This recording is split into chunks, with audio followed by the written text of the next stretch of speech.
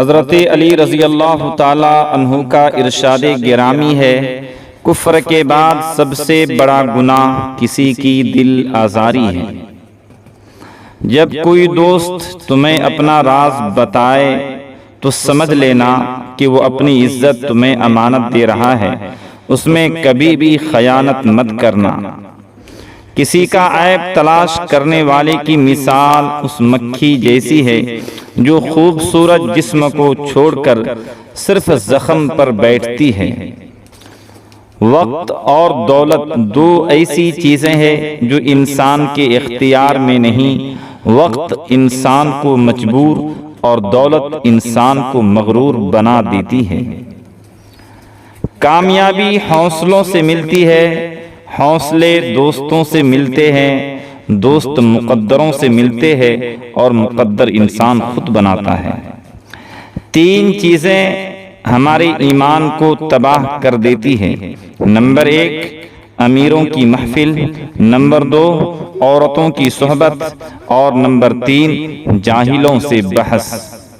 جو شخص تمہارا غصہ برداشت کر لے اور ثابت قدم رہے تو وہ تمہارا سچا دوست ہے۔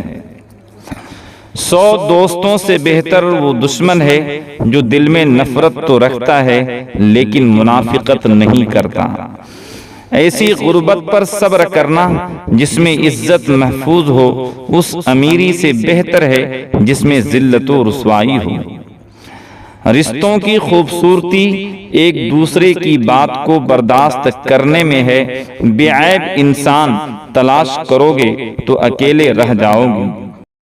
انسان کے کردار کی 2 منزلیں ہیں، دل میں اتر جانا یا دل سے اتر جانا۔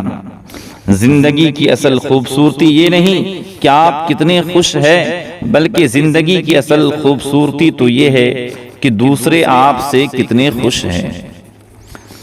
دوستوں کے غم میں ہر حال میں شامل ہوا کرو، لیکن خوشیوں میں تب تک نہ جانا جب تک وہ تمہیں خود نہ بلائے۔ جس کو تم سے محبت ہوگی وہ تم کو فضول اور ناجائز کاموں سے ضرور روکے گا۔ کسی کی مدد کرتے وقت اس کے چہرے کی جانب مت دیکھو، ہو سکتا ہے کہ اس کی شرمندہ آنکھیں تمہارے دل میں غرور کا بیج بو دے۔ 3 رشتے بے نقاب ہو جاتے ہیں۔ نمبر 1 بڑھاپے میں اولاد، نمبر 2 مصیبت میں دوست اور نمبر 3 غربت میں بیوی۔ کسی کے خلوص اور پیار کو بے وقوفی مت سمجھو، ورنہ کسی دن تم خلوص اور پیار تلاش کرو گے اور لوگ تمہیں بے وقوف سمجھیں گے۔ زندگی کو بدلنے میں وقت نہیں لگتا، لیکن وقت کو بدلنے میں زندگی لگ جاتی ہے۔